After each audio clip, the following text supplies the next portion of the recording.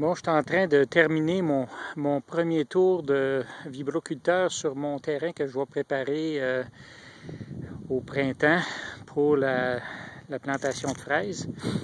Vous montrer un petit peu ce qu'on a. Ici, ça c'est un retour de... Ça a été labouré à l'automne passé. C'est un retour de millet perlé. C'est pour ça qu'on voit un peu les cotons sur les labours.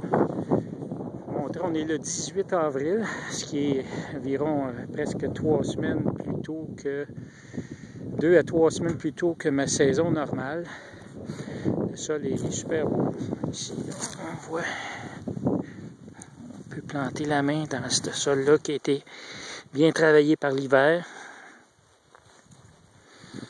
La terre au fond est un peu humide encore, mais elle se défait très bien. On voit ce que l'hiver peut faire sur ce rang de terre-là.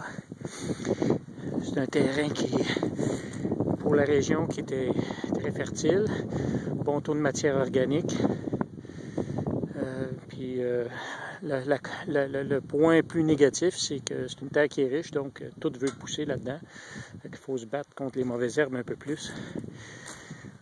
Ça, c'est le petit équipement que j'utilise. Un petit vibroculteur qui fait le premier travail. Fait que je donne un premier coup que j'achève. On voit au loin mes champs qui sont encore paillés, de la fraise qui va être en production cette année. Que je vais enlever la paille probablement d'ici 2 jours. Et puis